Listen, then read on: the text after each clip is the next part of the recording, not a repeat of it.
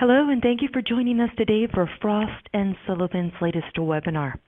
Today's event is titled 2025 Vision of Fleet Telematics, Growth Recommendations for Vendors. My name is Anna, and I oversee Frost & Sullivan's Growth, Innovation, and Leadership briefings. Our presenters today are Frank Levesque, Partner and Business Unit Leader here at Frost & Sullivan, Gokul Raghavan, Senior Analyst with our Connected Fleet Telematics practice. And it is also our pleasure to have two guest speakers with us today, Adam McCarthy, Vice President, Marketing and Growth Initiatives, Analytics, and Colin Sutherland, Executive Vice President of Sales and Marketing with Geotab. With that, I would now like to hand the presentation over to Frank. Thank you, Anna, and thank you for the kind introduction. And I'm certainly thrilled to be leading this exciting analyst briefing focusing on connected fleet today. And thank you, Adam and Colin, for taking part, of course. So really wanted to start this presentation with the fact that, just a little bit of background, I joined Frost & Sullivan in 2001, and I've been involved in this space of connected fleet and connected cars ever since. And I think it's fair to say that, the market has gone through various phases and waves of development. Initially focused on tracking and tracing. We integrated communication with drivers. We focused on fuel, vehicle-focused solutions from telematics. And then we integrated the driver behavior. And, today we are focusing quite a lot on diagnostics or more of a prognostics activities. And for all those years, the industry focused on improving TCO, the total cost of ownership, for the transport companies. Today, I see a fundamental shift in the focus on connectivity from total cost of ownership to value creation, helping the carriers to increase asset utilization, to increase the revenue on asset, reducing empty mileage, reducing idling time, reducing the underutilization that we are seeing in this market. The digitization of the supply chain and real-time matching of freight supply and demand is the next wave that will transform the transportation business as we know it today. I will now basically bring highlights on 7 trends that we believe are redefining the scope and purpose of fleet telematics, with a focus on the heavy commercial vehicles. Here, we focus on smart cities, because on one hand, we have connected vehicle service providers that are sitting on piles of really exciting and powerful data. And on the other hand, on the other side of the spectrum, you have the local government, the cities, that are crying for data to support their vision to enhance sustainability, to support their decision on how to reduce congestion, how to curb emissions, and how to optimize urban infrastructure projects. We see companies such as Fleet Complete, Geotab, here, TomTom, really starting to leverage that data to help cities overcome and build solutions towards these challenges that they are facing. The open platform is another key trend. The open platform provides a systematic approach to simplify integration through open access to software development kits and application programming interface. Over the past 2 years, the like of Geotab or Navista on Command have been able to achieve significant growth in their overall subscriber base, adopting open platform technology strategy. Same as well for the like of Rio, which is the logistics platform launched by the Volkswagen truck and bus group Traton. The fact is, no one company can cover the highly fragmented nature of the logistics solutions market. And it is critical to build and develop a modular open platform. In fact, it is probably the only way to enable that required diversity. Many parts of the supply chain are operating today in silos still, and with significant amount of manual operation, whether using fax, telephone, communication, personal contacts. Very little is automated. The digitization of the supply chain will enable to smoother and make more efficient the integration and orchestration, and will enhance the visibility and transparency throughout the process that is required. And for me, the benefits are actually quite clear. It will optimize shipments and streamline communication between all parties involved.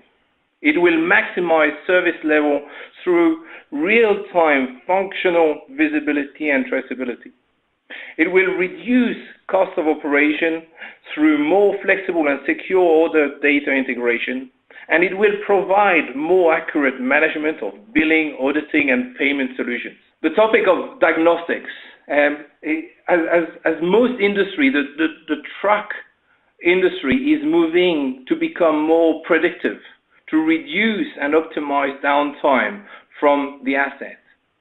A shift from unplanned to planned to being proactively or to preempt unplanned downtime, the most costly. Predictive diagnostics integrates a mix of three different solutions or data sources. The first one, experience-based, is historical rule-based model, but the fact that it lacks system behavior, content, and usage. The second is a model-based, mathematical model based on deviation from the norm, but it lacks usage and is based on scenario, therefore limited. And the third is data-driven based on data analytics and machine learning, but it lacks experience. And quality and quantity of data is critical for the model to operate and work properly. It is, in fact, the combination of two or more of these methods that will allow to achieve predictability and of occurrences. And we see some companies really striving and developing in that space. Video safety or video safety solutions. We see the global video safety market expected to generate $1.5 billion in revenue by 2023, with an install base of 2.3 million units. Safety and security will continue to be the key drivers for video solutions in key applications, in hazardous materials, but across all in reality. But the video solutions will see strong market opportunities in data memorization towards cities, towards map providers, towards insurance companies. We will also leverage the video stream to map and optimize load capacity utilization, especially in collaboration with load matching companies, for example, but also in the advance of autonomous vehicles to provide safety, security, and operational visibility link in the absence of a driver. So really exciting opportunities still to come in that space of video solutions. The next one is digital freight brokerage. I mentioned freight matching a couple of times already, where the premise is to tackle the major inefficiencies in transport and logistics, and to be more precise, to reduce the quarter of the mileage of trucks that are driven completely empty, or to reduce the underutilization of load capacity, which is currently at below 50% on average. The premise of digital freight brokerage is to push more load into existing capacity by matching supply and demand in real time through better visibility of the freight flow throughout and across the value chain, inherently increasing load and therefore revenue per truck per kilometer. This is a key focus for the industry today. And the seventh one is truck as a service. Truck as a service, for me, is more than a buzzword. On the one hand, it reflects trends outside the trucking industry. But on the other hand, or moreover, I would say that it reflects the need for flexibility the sector requires. the flexibility to access the vehicle with various ownership models, various financial operating models, flexibility in getting access to drivers, flexibility in terms of connected and digital services, flexibility in terms of operations and analytics. For me, it is an opportunity to deliver more value to the transport operators through different operating models, different business models that bring flexibility that is required to succeed in this sector, and to enable value creation throughout the life cycle of the vehicle. So this presents the top trends in this space, and I will open up to Gokul now to basically give you a perspective on the key figures that are driving this market across the various segments of the fleet market that we study. Over to you, Gokul. Yeah. Hi, viewers. This is Gokul from Frost & Sullivan.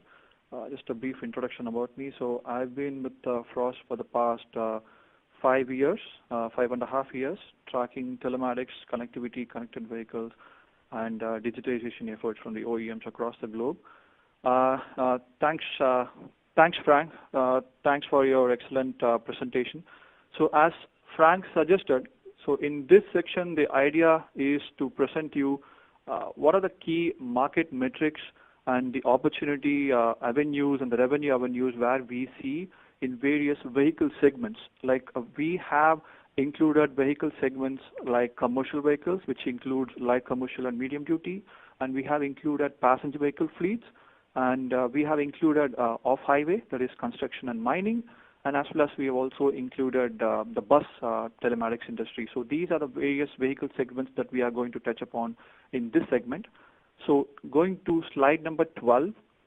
So in this slide, overall, North America and Europe will continue to dominate the global connected fleet telematics, owing to the penetration of about 25% and 19% respectively.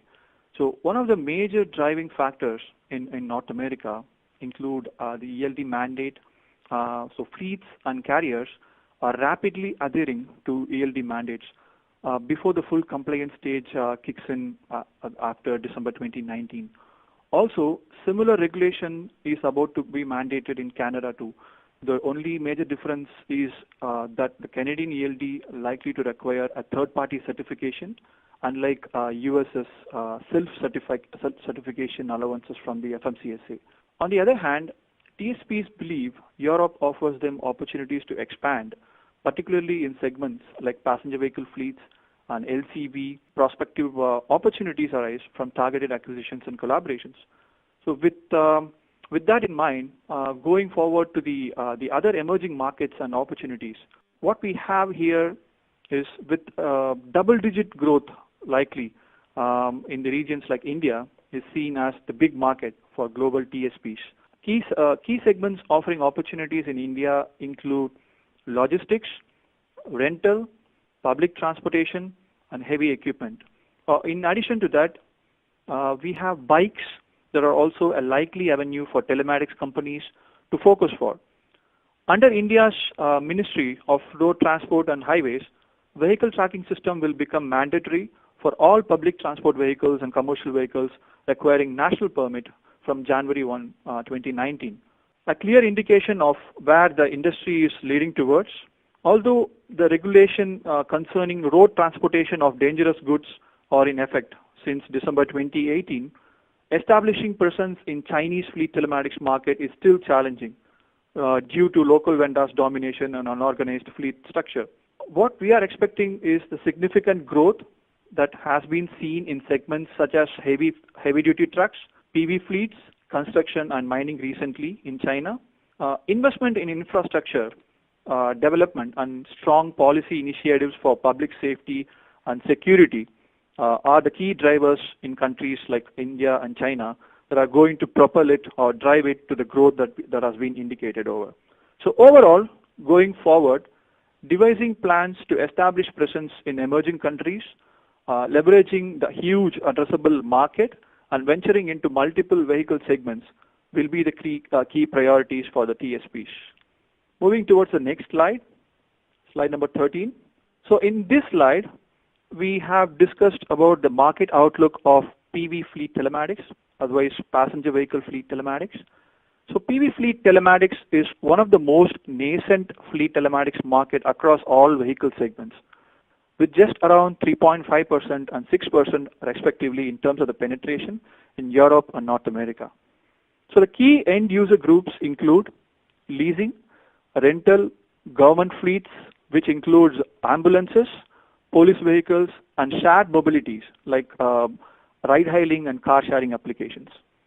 So the service structure for FMS package is often built around basic location-based features, vehicle management, and safety-related features, since that targets the immediate pain points of end users. Some of the key services included are emergency assistance services, stolen vehicle tracking, automatic crash response, navigation, and vehicle diagnostics. The PV fleet telematics market is expected to grow at around 21.1% CAGR, reaching about 6.1 million by 2025.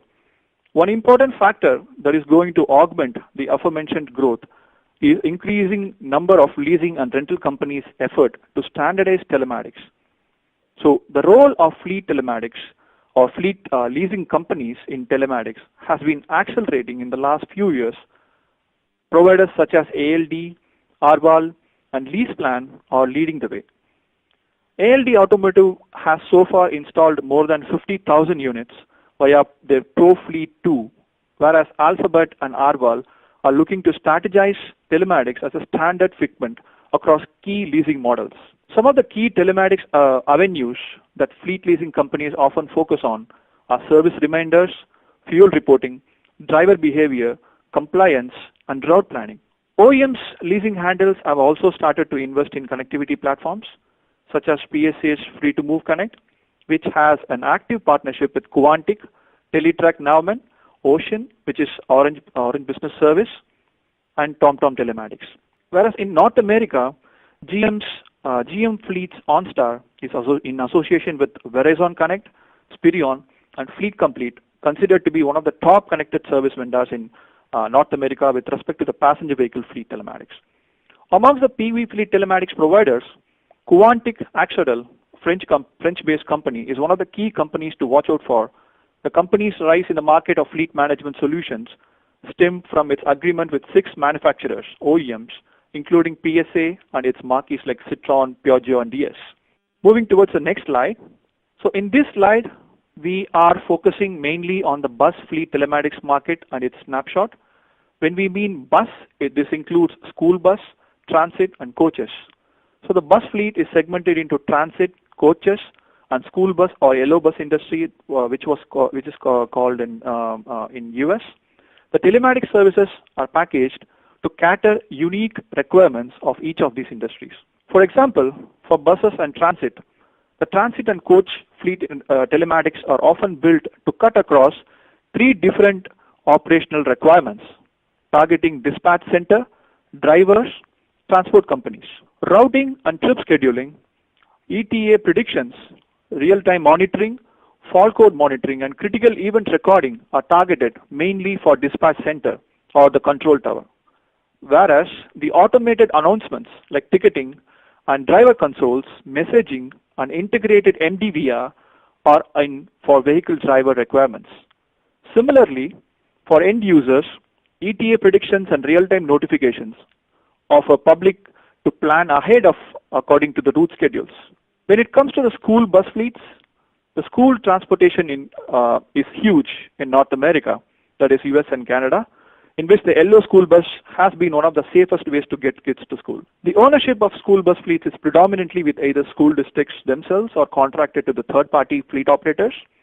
So Frost & Sullivan predicts that bus fleet telematics market in NA and EU is expected to grow about 10.5% CAGR to reach 1.1 million by 2025. And following are the key factors that will drive the aforementioned telematics penetration. 1, steady increase in the awareness among the end users, that is school and fleets. OEMs plausible standardization on factory fitment. Bus OEMs are expected to sell all core variants with standard factory fitment telematics. Role of value-added integrations like video safety, and 100% adherence from the small to mid fleet operators those who have lesser than 500 buses. The telematics services are segmented into 4 core areas as suggested. And for example, safety, security, compliance, and vehicle management package are given high priority when developing a package for school bus telematics. Frost & Sullivan predicts aftermarket TSPs will continue to hold a major market share post-2020 due to strong customer retention, active subscription, customization, and wide network, whereas OEMs will target for partnerships and free subscription options. Moving towards the next slide. So in this slide, we have given the market snapshot for off-highway, which means construction and mining equipment, or in other ways, heavy equipment industry. So we have discussed about the telematics opportunities in construction and mining. Heavy equipment fleets consist of specifically designed machines for executing tasks involved most frequently in construction and mining, and these fleets often operate under razor-thin margins. And companies cannot afford to underutilize these very expensive assets. And as such, fleet managers need to focus on the life cycle cost of owning or leasing equipment, such as articulated dump trucks, excavators, dozers, and loaders, along with maintaining healthy vehicle utilization rates. Continuous asset and operation visibility, efficient equipment utilization, and mitigating unexpected breakdowns, advanced resource distribution and product planning, as well as the safety and security of both machine and operator, are the main real-world operational elements that this industry is struggling to address. These operational challenges are byproducts of underlying issues tied to technological and managerial aspects such as improper application of integrations, inefficient site management, and lack of communications. It's also important to note the rental equipment industry's contribution, which contributes to nearly 55% of overall heavy equipment sales in North America, and hence, equipment maintenance and asset utilization are the primary factors for rental equipment companies to leverage on telematic solutions. Excavators to dominate adoption as real-time monitoring of vehicle performance are vital since it provides multifunctional applications. Frost & Sullivan predicts that off-highway telematics market in North America and Europe is about to grow about 16.9% CAGR to reach 5.6 million units by 2025. One important company to note out here is Komatsu's Comtrax, which has so far been installed in more than 500,000 machines globally. It achieved its recent installations of 10,000 in Australia and New Zealand region. Prioritizing management of equipment operations and maintenance requirements, industry IoT device terminal behavior or mobile networks, on-site installations and operator training, multiple payment modes, and single point of contact from telematics vendor customer support are a mix of crucial parameters that fleet managers should assess to make profits and sustain growth in this challenging heavy equipment fleet industry. Moving towards the next slide. So in this slide, we are focusing mainly on the connected truck telematics market opportunities. When we mean connected trucks, this includes light commercial vehicles and as well as medium and heavy duty vehicles. So this one, connected truck telematics is the most developed fleet telematics segment with about 25% and 18.9% respectively in terms of the penetration in North America and Europe. Driver-related maintenance, location-based and safety solutions are crucial elements in a connected truck telematics package. Since driver-centric challenges such as shortage of qualified drivers, monitoring hours of service, adhering to compliance standards, and driver retention will continue to be top of the mind issues among the fleets. Globally, LCV OEMs telematics units are still very low compared to their aftermarket counterparts. The partnership activities are seen as an alternative to increase their respective presence, particularly in Europe.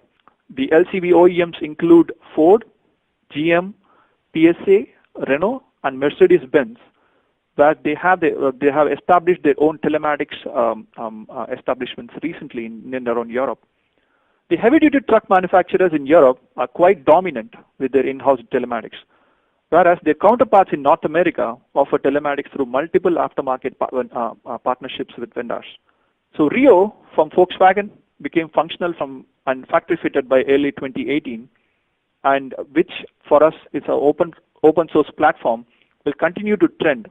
And the Omnitrac's recent partnership with Red Hat is also a testimony to this assertion. Besides Europe and North America, India and Brazil also offer significant opportunity for the emerging telematics market, and acquisition will continue to target telematics companies based in Eastern Europe, India, Brazil, and Mexico. Tier 1 suppliers foray into telematics have also intensified in the recent times and will only intensify going forward. This includes makers of tires, transmissions, wheel end components, and others, like as well as leasing providers and safety system providers. An increasing number of leasing and heavy equipment rental firms are expected to offer onboard telematics through partnerships as well. So that's the overall opportunity in the connected truck telematics market snapshot. Moving towards the next slide. So in this slide, we have given our vision from a Frost & Sullivan perspective on how the 2020 fleet telematics, 2025 fleet telematics is going to be visioned by us. So the first thing is opportunities to cater connected services or connected features that cut across multiple vehicle segments by building a modular platform, which means a consolidation of services will happen through cloud. And the first point it emphasizes that the increasing modularity and versatility of solutions will allow key players to deliver solutions across applications and vehicle segments from long-haul trucking to short hauls to agriculture to PV fleets to off-highways and others. The fleet telematics likely to play a vital role in the future of mobility marketplace. For example, here's transportation as a service or the mobility marketplace which here recently announced. The consolidation through the cloud means that we are going to see players like here Amazon bringing the solutions together from the back end and enabling enhanced solutions to carriers and all players involved in the value chain. And also, with the help of big data, machine learning, and IoT, the maintenance strategies are going to be easier, smarter, and more importantly, efficient as well. So the truck and tire manufacturers are likely to commercialize basic prognostics by 2022, starting with engine and tire-based prognostics respectively. The shift in focus from fleet TCO, that is total cost of ownership, towards the end value generated and revenue growth opportunities, enabling end-to-end visibility, informed business decisions, data monetization, and much more possibilities. So the data can be converted into meaningful and actionable information by means of analytics and reporting to add value and to be monetized in the digital marketplace. So data can be collected through a telematics platform and can help government agencies to predict traffic patterns, enhance sustainability, curb emissions, and optimize urban infrastructure projects. With the advancement in technologies such as artificial intelligence and machine learning, Smart City Initiative will mature into predicting traffic and weather anomalies, collision avoidance, crime detection, and other services as well. So that's it from me in terms of giving you a view of 2025 vision of fleet telematics. So moving on the presentation to our clients. All right, thank you very much. Thank you very much to Frank, to Anna, the Frost & Sullivan team. And certainly thank you to everybody who's with us this morning. So what I'll be talking to you about, my name is Adam McCarty, Vice President of Marketing for Lytx. What I'll be talking to you a little bit about is just an overview of Lytx and who we are. We'll talk a little bit about some of the technologies that are changing our landscape and how our clients operate. And then we'll also talk a little bit about the next 5-year trends that we're seeing. So what are we seeing in the market today, and what do we see probably continuing over the next 3 to 5 years and likely accelerating? One thing I wanted to get across about us is something that's unique about Lytx is that we are really the only telematics provider that is where video is the center of everything. And we've been doing this way for about 20 years. So we do not deploy a technology solution in vehicles that does not have a road-facing and a driver-facing camera tied to it. So just fundamentally, our belief has always been is that video changes everything. It changes everything about how drivers can keep their jobs by being exonerated. It changes how drivers and supervisors interact and engage. It changes the type of information that corporate can get on its fleet, even beyond just from a safety context. A little more about Lytx. So we are based in San Diego. It's bright and early San Diego time right now, so I'm happy to be joining you. We were founded in 1998, and predominantly when we first started, we were more of a DIY video company. So our customers would basically buy cameras and manage them themselves. And just the market demand about 12, 15 years ago, we were hearing that there's so much good data to get out of it, but they just don't have the expertise or the bandwidth to actually leverage that.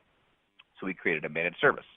And really the last probably 3 to 5 years, we've been evangelizing this the last probably 10 to 15 years pretty loudly. And in the last 3 to 5 years, we've just seen the market really go in the direction of video, and it's been really, really encouraging and exciting to see. Telematics companies are coming out with video. We just fundamentally believe that video is the right thing to do for the fleet market. We enjoy protecting about 1 million or more drivers worldwide. We capture 1 billion miles every 2 weeks. So these are with 500,000 connected cameras on the road every single day, checking into us, sending us data, sending us information. As far as our clients go, we've got some of the largest customers in nearly every space.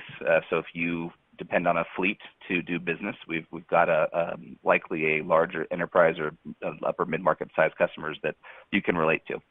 And we're honored to have these customers to help us really align with us and share in our vision, which is that no commercial driver is ever the cause of a collision.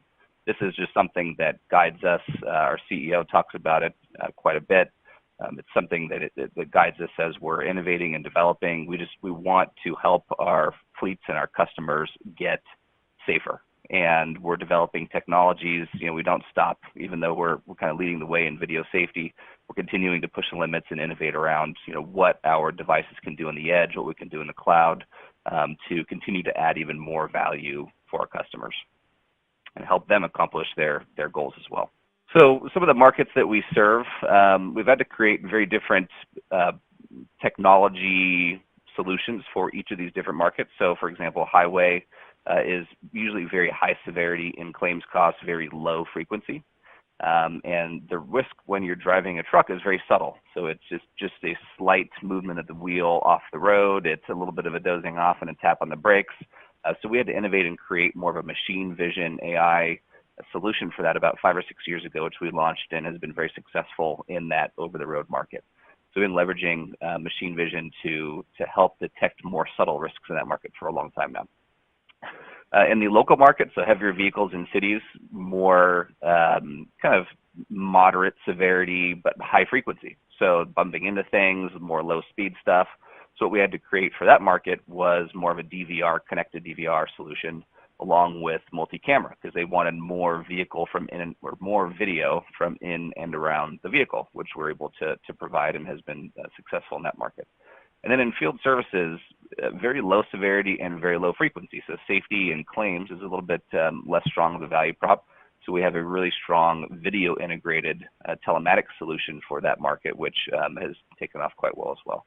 So we have just different, there's no one size fits all for all these markets, as I'm sure everybody knows, but we do a really good job of kind of catering to each of these markets and solving unique needs that they might have.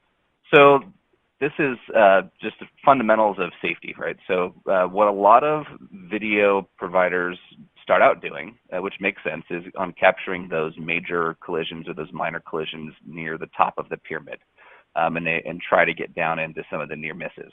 What we really focus on is the blue through purple, right? So we're really, really focusing on making sure we're presenting the near misses, the high-risk behaviors, the risky behaviors. The challenge with that for video, other video telematics providers, and a challenge that everybody has, is that it's a really delicate balance of noise versus meaningful information, right? Video is really, really powerful. It can empower a supervisor, it can empower a coach to have a really good conversation with a driver about productivity or about safety. But if you alert the driver too much in the cab, or if you send the coach too many events or videos, then now you end up kind of watering it down and it becomes less meaningful, and it ends up just being used really for the top two buckets, which is the major collision and minor collision. So this is a big focus of ours, and what differentiates us is that really focusing on these near misses, high risk behaviors and risky behaviors toward the bottom of the pyramid that we know lead to things at the top. And we see video telematics use cases that they kind of fall into these different buckets. There's these different personas and profiles within the market. There's the group that just wants to know what happened. They're just, okay, so I just need to go back and access a DVR, and that's good enough for me. Something happened in and around my vehicle, somebody bumped into me, my driver reported an issue, I just want to go tap into the DVR and get it. And so we can provide a solution that's standard for all of our products. Is that you always have the ability to tap into a vehicle and in real time, don't have to wait for the trip to stop or for the camera to check in. You can tap in yourself and pull any length of video back that you might need for a certain incident. For those that want to more manage drivers in real time, so we have a telematics solution where you can see where your vehicles are, fleet tracking offering, along with, then we start to trigger risk and detect risk from throughout your driver's day. So out of the 8 hours of video you might have on the far left, we start to highlight a few key moments of risk. And then on the far right is where that's really our flagship program, and that's where many of our customers decide they want to move up to the far right, which is more actually changing behavior. So in that bucket, now we start actually categorizing about 60 different behaviors to any individual event. Commonly, they only have between 1 and 3 or 4 behaviors, but we're reviewing for 60 different behaviors and attributing those to an event, to a driver, so that they can be coached and monitored. And it's a very kind of predictive, programmatic approach to reducing risk within a fleet. So how do we detect risk? This is kind of where the secret sauce comes in, and so we leverage all sorts of different inputs on the left. So there's speed, there's ECM, there's GPS, there's video, machine vision, all these different sensors, and the trick is not just being one-dimensional about it, right? Not just tracking hard brakings and showing people hard brakings. We take all this different context, we analyze it for our customers, and we decide what is the right amount of video or what is the right video to bring back to have an impact on this driver. This is where really the balance comes into play, because again, if you start showing people too much stuff, then you're bothering drivers. If you start showing them too little, then you're missing potential risk and opportunities to engage with a driver. So what is a user experience like for one of our customers? So we have devices, again, in over 500,000 vehicles connecting nightly, checking in with us, looking to see if there's risk on there throughout the day to transmit to us. So from the basic driver goes on throughout their day, we're detecting risk, and we transmit that to the cloud. We have artificial intelligence that is evaluating the events and determining, okay, is this high risk? Is this low risk? What's kind of the right thing to present? From there, we have analysts that actually review every single event that comes through, and they're attributing those behaviors to the events, and then it gets cycled back, now fully curated. It gets cycled back to that driver's supervisor so that they can engage with that driver and help them drive better. This is just kind of the circle of life that you go through. So again, we're taking what could be thousands of hours of video throughout the day, turning that into what are the exception moments from throughout the day, and then putting another lens on that and actually reviewing it for our customers and telling them, hey, of all the things that you care about, these are the most important things and the things that you should focus on. These are your ticking time bombs waiting to happen from a collision prevention standpoint. So technology that's really just changing the landscape is MVAI. So we are really, really excited about this technology. We've been working with it for 6 or 7 years now, the machine vision side. What once was, people thought of as a liability, having this review center where we're reviewing millions of events a month, has turned into an incredible asset where now we are labeling and tagging, again, 60 plus different behaviors and situations to all sorts of video. So from kind of an autonomous vehicle standpoint, this is really, really exciting. Just the number of data points that we get just on a daily basis to have autonomous vehicles out there getting experience in these different scenarios, it would take a long time and a lot of vehicles to get that. So again, 500,000 vehicles, we're picking up vehicle type, all the behaviors assigned to an event, all these road conditions, all these situations, geography, day of the week, all these different data points that we're able to pull out from, again, these over 500,000 vehicles that are connecting every single day. So where do we see trends the next 5 years? So what we're seeing a lot of is this telematics convergence. It's not probably a surprise to anybody. But cameras have been, seem to be quite a bit more accepted and widely adopted. Just in the last 2 to 3 years, we're seeing really, really big rush for folks to start to get cameras in there. And now, I think nearly every telematics company of size is starting to consider or develop, deploy cameras, which is absolutely fantastic. And we're seeing increasing demand for consolidation. So instead of having 4 or 5 vendors, to consolidate down to 1 or 2 best in class, so that actually talk to and integrate with each other. We're seeing a lot of requests for that. Machine vision and artificial intelligence, this is going to continue to be a big driver. I think just about every off-the-shelf camera now has some sort of machine vision AI that can come with it. You know, the warning that we see is that unmanaged MVAI, we know does not necessarily change behavior, and it can have actually negative impacts on drivers and on coaches, and it can kind of turn the system into something that's a negative versus a positive. And then autonomous driving is obviously a theme that we hear a lot about. You know, we believe that true level 5 autonomy is definitely more than a decade away. And in fact, we have an interesting perspective because we're starting to see fleets even struggle with drivers adapting to level 2 autonomy. So they're coming to us and saying, hey, our drivers are, you know, we think that they're not having 2 hands on the wheel when they're doing their adaptive cruise control. You know, can you help us monitor this? So we're seeing actual driver skill deteriorate a bit while we're in this like level 2 through 4 phase of introducing autonomy to driving. So we're going to see, we continue to see a lot of pressure for customers just asking for help with that. And hopefully that's been an informative session for everybody, and we'll take questions at the end. Thank you, Adam. This is Colin Sutherland talking. Good day, and thank you for hanging in for the last few minutes. And I'll cover for about 10 minutes where our organization believes we all, as a telematics industry and vendors to the telematics industry, need to prepare ourselves for to be relevant in the next 5 years by the year 2025. And I think relevancy is really important. If you're a small retailer right now, you're probably questioning how do you go to market in order for you to become relevant in the year 2025. And as Frank pointed out quite well in the initial presentation, I completely agree that supply chain is key. So as we're moving goods and services from the warehouse through multi-modes of transportation, ultimately through the last mile to the customer, every person, every organization along that value chain needs to understand what is their value and how are they contributing to growth over the next 5 years. And we are at the heart of it. The cool part about the telematics industry is, as Frank showed in the one slide from manufacturing through last mile, there are absolutely vehicles that are in between all the different aspects of the movement of goods and services.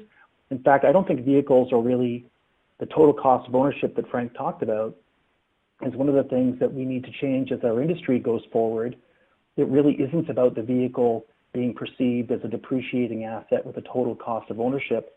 It really is about vehicles being the data drivers and combining the vehicle data, whatever vehicle that may be, from a ship to a e-scooter to a last mile delivery van or commercial truck. But we need to combine that data, those data sets together from those vehicles with the data from the actual goods or services that are being delivered. So it's an exciting time. Geotab is excited to be one of the industry leaders with 1.53 million connected vehicles today. We are, I believe, still the fastest growing telematics company in the world. And we are because we understand what our value is. We are a data collection and a data focused organization. Frank touched on it this morning when he said that he sensed that there was a transitioning happening, and I wholeheartedly agree. For the last 20 years, the fleet telematics industry has been linear and transactional. And to be more descriptive about that, really we have TSPs, telematics service providers, that are selling services to single business customers. And there's a one-to-one relationship between the TSP and the customer. The customer may want it for various number of reasons, from productivity or seatbelt monitoring or maintenance or fuel, regulatory compliance reasons, as we saw earlier about the ELD mandate happening in the United States right now, and which will happen in Canada, and is happening in India for AIS 140 for buses. Compliance is a good reason to deploy technology. It's something that you have to be aware of in your various regions. But the choice of whether to adopt telematics has always been based on a return on investment that the customer chose for themselves. So the TSPs or the various people that were producing telematics services were talking to customers, government entities, commercial businesses, and so on, and they were trying to convince that entity that telematics was good and that it would pay for itself. So the ROI model was exclusively between the telematics provider and the customer. If the customer didn't see an ROI, they didn't deploy. And we're at this moment in time, which I believe Frank characterized in terms of the value chain. We see it in terms of multiple stakeholders of data. We think that multiple stakeholders in data is good. Today, there's an increasing interest from many suppliers in this ecosystem. We see that through some of the merger and acquisition activity. We see it from some of the small suppliers that are in the industry wanting to resell telematics on their own. They're trying to make a fine business case. They want the data. They want to get involved in telematics. They believe in order to get involved in telematics, they must resell the devices and the services directly to the customer. And that's terrific. So we're seeing an awful lot of interest across a broad ecosystem of suppliers, partner people, TSPs, OEMs, supply chain logistics companies, all understanding the value of the data, but the primary stakeholder of the data will change. The primary stakeholder of the data for the last 20 years has been the business themselves. They were the one determining whether the ROI was there. They were the one determining whether they would make the investment. The rideshare industry is an outstanding example of how multiple stakeholders in data is how it will change. Where in the rideshare industry, if I were a personal vehicle owner and I was deciding to drive for one of the rideshare companies, I may want to have a telematics device in my vehicle for my own personal safety reasons or for maybe business versus personal miles record keeping. However, in the future, the lessor of the vehicle to the driver of the rideshare, the insurance provider wanting to make sure that if an accident did or did not happen, it happened while on ride sharing or doing a commercial trip for ride share versus your personal trip. The maintenance providers that are possibly even the OEM involved in the ride share initiative are absolutely wanting to make sure that not only are you interested in using the vehicle for generating revenue, but you're holding up the maintenance cycles for oil changes and so on. So the primary stakeholder is not the sole most important person in that scenario. All of these other providers are equally important and equally are motivated to pay money for the data coming from the vehicle so that they can provide goods and services back to the rideshare company to be successful. So we have multiple stakeholders in data. And this is where this entire industry is going, in our opinion, by 2025. It's about redefining who stakeholders of data are. These are all opt-in. This is not a Facebook scenario or any of the things that we're seeing in the press with consumer. And as a fleet industry, we must be sure that we're clearly defining the difference between fleet and consumer practices, because it's a very big difference. And we're always talking about in business that we're doing things properly and that they're opting in, that people are aware of what is happening. This is not about the stuff that is going on in the news that we all read about. So multiple stakeholders broadens the ROI, accelerates the fleet telematics deployments. We believe that it makes it ubiquitous, that this is the key to unlocking the untapped potential of fleet vehicles that today have not deployed telematics because the business owner themselves has chosen not to engage in the data, while this ecosystem of suppliers around them did want to deploy.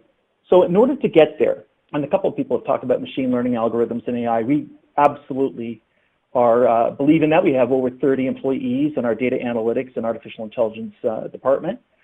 And in order to solve for a very simple business case, this is a diagram of it, we were trying to solve for predictive battery maintenance, to figure out when a car or a truck battery was about to fail, several days before, in fact, it failed. In order to do that, you can't just look at amperage, you can't just look at voltage. You have to look at other diagnostic data from the vehicle, mesh that together in a machine learning environment in order to determine that the information is that this vehicle is about to break down. But before you can get involved in machine learning, it's very important that you get first into organizing the data that you're collecting, because not every vehicle, not every aftermarket device collects oil pressure, oil temperature, battery voltage PIDs in the same exact way, in the same label. So when you're labeling data, you're actually assigning it to a universal label so that you can then organize the data, no matter the source of the data and where it came from. So it's very important to be able to do that in order for you to engage in it as a business in machine learning and to be relevant into the next 5 years. And relevancy does absolutely mean trying to figure out how to be agile and on your toes. You must really focus on labeling your data. And as a supplier industry to all of your partners that are on this call today, it's essential that you yourselves understand this and that you yourselves are understanding how is your data collected. What labels do you associate to your own data? Do you actually label data yourselves internally across all of your internal systems from ERP to CRM systems exactly the same? And I'd wager that at least 75% of the people on this call today, their businesses do not. And then before you can actually get into modeling and taking advantage of the cool technology that's coming, you must absolutely organize your data. And once you do, I mean, for us, big data is something we collect about 3 billion pieces of data a day. We've been doing this for several years. It's something Google BigQuery. And we make those data sets available for free. So we're an open platform. We believe in collaboration with our industry. With the 1.5 vehicles that we have deployed around the world in about 130 plus countries, all of that data is aggregated in an anonymous form. It's made available through a software development kit for the entire industry to participate and to innovate. And here's some examples of all the data that we collect. We can find areas of high idling. We can find hyperlocal temperature data, road temperature data, because the vehicles have an ambient air temperature sensor. We collect the ambient air temperature sensor from vehicles, and we make that available in the cloud. It's pretty cool stuff. And all of this data is available, and it's just the way to move forward as an industry. The other trend that I think is going to be essential as 2025 is electric vehicles. So I'm not sure how many of you are aware, but after 2022, there's virtually no research and development being done by OEMs in combustion engine technology. So we've maximized the capacity of a combustion engine or a transmission in terms of research and development. All of the effort is going to be put into electric vehicle and hybrid technologies. So therefore, in the 2022-2023 model year, which is just around the corner, your vehicles, the vehicles that your customers are buying are going to be electric or hybrid electric. They'll still have some legacy combustion stuff, but they will be highly incentivized to move to an electric and a hybrid electric environment, and you need to plan now. You need to not only worry about odometer VIN, the battery change status, or the battery state of charge, the vehicles are charging or driving energy. We're not talking about miles per gallon anymore. We're talking about kilowatt hours now in that environment. You need to change your vocabularies, but we need to help our customers plan for infrastructure, the charging infrastructure, so that we can go and monitor charging status and how we are charging up all these vehicles that we have on our prem, especially for fleets. They may have 100 plus vehicles on prem. How are they going to charge all of that? So finally, in terms of the 2020 evolution preparation, I would leave you with these following points. For us, data handling is key. Sourcing procurement must include data access, data security, and data strategies and its priorities. This, we don't see this so much in North America. In North America, we see the stakeholders of a telematics or a data strategy coming from the CTO or CIO. In Europe, however, we see sourcing, procurement, and human resources people being the stakeholders in driving RFPs and the acquisition of telematics data, and we do not see those people educated in the areas that are really important, like data access and data strategy. So we have to educate customers when making strategic decisions on telematics to make sure the data strategy is at the heart of the thing. I think that the telematics industry is going to have to evolve. A lot of the TSPs that are in this industry that have that linear one-to-one transactional relationship with customers, they're going to need to evolve their way of generating revenue. They're going to have to be more consultative and not worrying about signing up contracts with long terms and maintaining the base of their customer. They're going to have to engage the customer much more frequently. For government partners, universities are a great place to start. We have many engagements with government. We like them to engage with both university and with industry to develop data access policies to enable them to problem solve. Some of the problem solving they're trying to do is just traffic congestion. Should we have public buses? Should we be relying on rideshare instead of public buses? A good way to rally the troops around your government strategy, if you are on this call and you're state, local, or you support state, local, or federal government, is Vision Zero. Understand what Vision Zero is, and then try to develop a Vision Zero committee or become part of a Vision Zero committee with your local state government. And then with that, you're trying to solve for zero traffic-related fatalities, both pedestrian and vehicle. And from there, it mushrooms out. You can start talking about smart traffic lights and different things that are more predictive. I've already addressed data labeling. It's essential. If you don't have a data label strategy, in fact, if your customers don't have a data label strategy, we're not going to be able to engage in the future of the technologies that are out in front of us here. And then finally, embracing open platforms.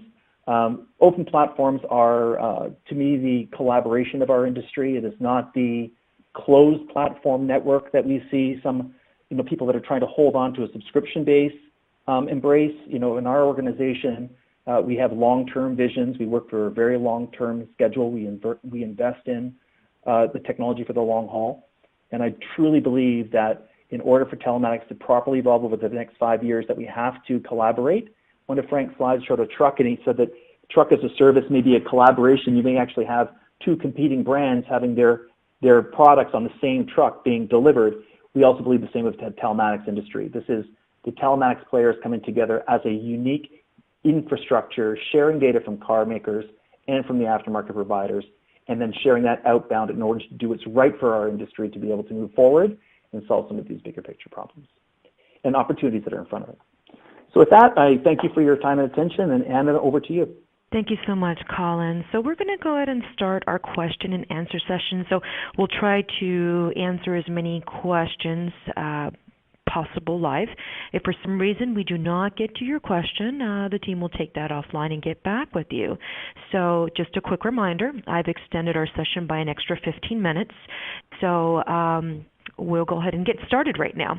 So our first question here, this is quite a long question, but I'm going to, it's several questions into one. Sorry for the long question. Unless OEM players come together to standardize telematics interfaces or regulations force it, what's the scope for third-party telematics to exist? What would stop OEMs from creating, let's say, in-house telematics solutions when they have so much rich data in-house which can be tightly integrated? There are already in-house solutions being offered by OEMs. What would prompt a make or buy decisions in this case? I can take that, Anna, or start at least. I think first of all, this is probably one of the oldest question in the telematics space. Whether space for telematics service providers versus vehicle manufacturers, and there's a reason for both to exist until now, for sure. One is on one hand, the vehicle manufacturers have deep knowledge, deep understanding of the technicalities, technology within the truck, and are the best in many ways to support clients in dealing with the data that comes out of the vehicle.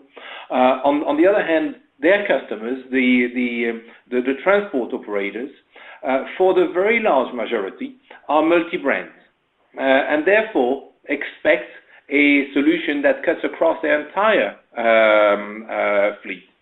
And that is part of the challenge of vehicle manufacturers, is to be able to actually deliver a solution to the entire fleet that is, for the majority of this, as I mentioned, multi-brand. And that's the space for independent telematics service providers. I will say that has been the case for the time for the past 20 years in reality. But even going forward, if we take into consideration what has been said during this call, we realize that the future of telematics goes beyond the truck, goes beyond the driver, goes into the integration of the supply chain, in the digitization of the supply chain, and the integration of all this data to help the operators to make the right decisions, or in fact to automate the decision to improve the efficiency of their assets. And that is something that the independent, the data-orientated organization, those that have built the open platforms to date, have certainly an advance in comparison to the vehicle manufacturers today. And this is something that will certainly be a very exciting battleground, in the next few years. But maybe Adam or Colin, you may have some comments on that as well. Yeah, Frank, the comment that I guess I would have on the OEMs is that there is an effort from some of the SAE OEMs involved in an SAE standard to come together to create a standard set of labels. I think our experience has been that it has to be customer driven, that the OEMs on their own aren't going to create a standard set of labels. My concern is that OEMs are currently very consumer focused and not fleet focused. So I think our job right now, we work with some of the OEMs on their embedded solutions, is to educate them on the difference between fleet and consumer. So fleet needs more data than consumer data that is presently being developed amongst some of the OEMs. And we need to educate them on what the standard sets are. If any of the people on the call have very large customers, what we do with our large customers is we work with them and the OEMs to do a large education on here are exactly the data sets that we're expecting to receive from the ECM. And then we believe at the end of the day that the car makers will figure out who they are. If they want to be proprietary and captive, as the question suggests, and keep everything to themselves, they'll find out pretty quickly in the fleet industry that not many businesses only buy one make and model of vehicle, that you have to be ubiquitous across multiple makes. So I think it's one of those things that some of the car makers have not a lot of experience in fleet, and if they want to be involved in fleet, which is profitable business, we need to make sure that they're educated on what the needs of fleet are. So embrace them. They're not enemies. OEMs are terrific organizations. We need them for the future. So just embrace that reality and spend your time educating OEMs on the reality of what fleet customers need. Thank you. Anna, back Thank to you, Colin. Thank you, Frank. Yes. Now, this question is for Frost and Sullivan. Frank, you discussed about the global video telematics services. What is the breakdown between markets here, U.S. versus EU versus Asia, in terms of installed base revenue, for example? So what we have today, 2016, just to give you an idea, the global market was to a very large majority, about 87% North American, 7% Europe, to just over 2% Australia, and so on. But this is going to change, we believe, and there's a shift in not in completely a shift, but there's a shift in focus on a global basis, where we see significant growth in Europe, we see significant growth in the rest of the world generally, and we will see by 2023, our prognostics is that North America will account for about 67%, Europe about 15%, Australia 5%.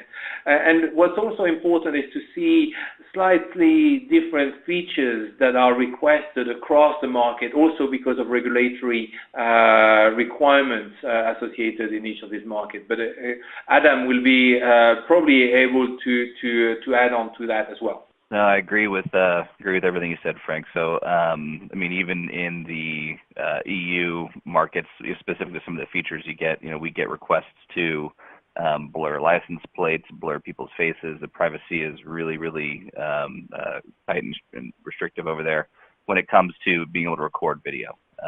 So we definitely see opportunity, but there's a lot to still work through in places like the EU and Asia to be able to kind of get video to that place and get it more widely accepted. Thank you, Adam.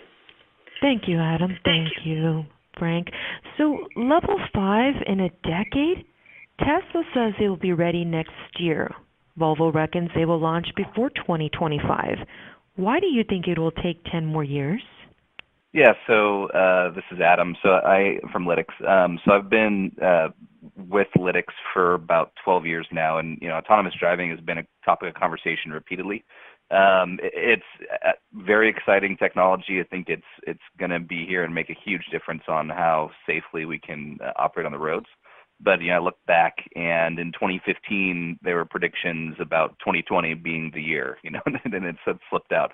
And then I would look at what level 5 really means for us, and it means that the driverless car can operate on any road and in any conditions that a human driver could negotiate. So basically any and all roadway and environmental conditions, which for Tesla doing that next year, or anybody doing that in the next 2 or 3 years, I think they could solve for a specific condition. It could be like a highway driving condition, where you could be mined off the road.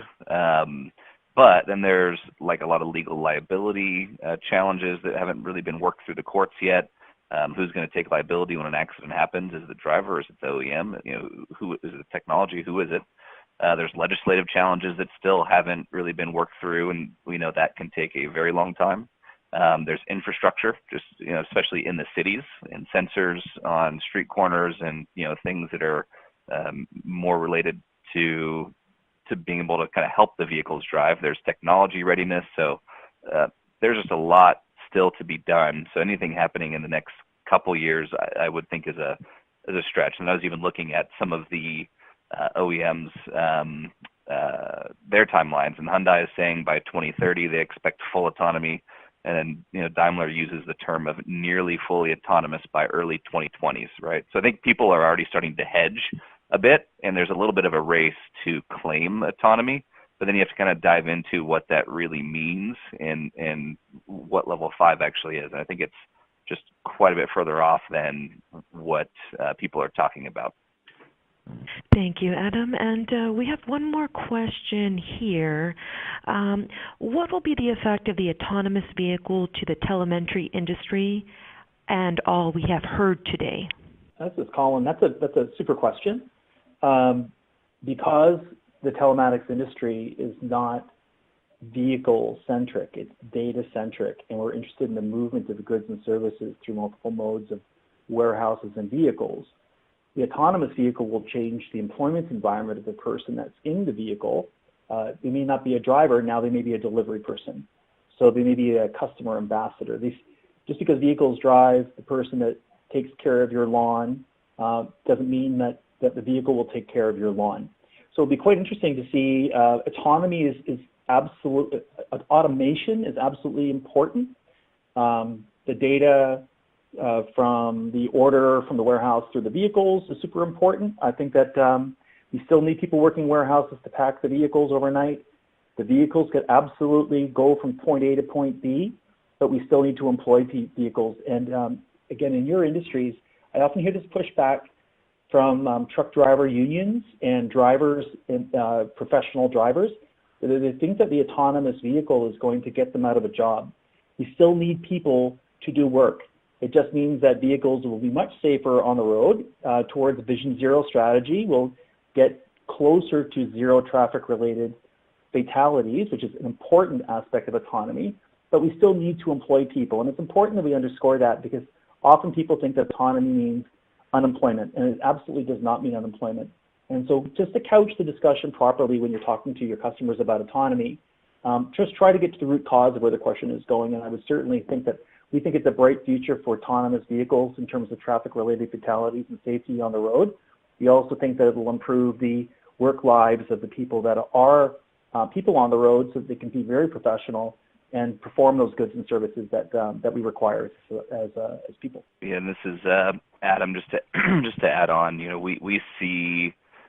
Totally agree, and we see the kind of what we do is transitioning from monitoring how the driver is driving to monitoring the mobile workplace, right? So it's there are things that you're supposed to be doing in your workplace, and you have to trust your driver, or what is now kind of it could be doing any number of things in the vehicle if you're under true autonomous driving conditions. So we think that whether you're unloading things, you might want a camera back there to make sure that things are being lifted the right way, whether it's, again, cutting the lawn, making sure people are doing what they're supposed to be doing. So we see just the market changing from how you're driving and are you doing a good job driving to, what are you doing, what are you supposed to be doing when you're in that vehicle, and then doing some monitoring to make sure you're actually doing that. And even airplanes have been able to fly to take off and land autonomously for decades, and you still have a pilot, in the vehicle, or I'm sorry, in the plane. So we see vehicles being the exact same way. You're still going to have a pilot. It's just going to be a different job. They're going to be piloting and probably also doing something a little bit different than they traditionally have done. Thank you, Adam. Thank you, Colin. So we're going to end the session. We have a couple of minutes, and I just wanted to remind everyone, those that have joined us in the middle of the session, you can go back in and listen to the entire session with the on-demand recording. Once again, we want to thank Adam McCarthy from Lytx and also Colin Sutherland from Geotab for joining us today. We hope you found today's webinar informative. If there's any additional questions, feedback, I have posted Frank's contact details on your screen at this time. And once again, all the questions we will get back to each and every one offline. And we want to thank everyone for joining us today. Enjoy the rest of your day. Thank you.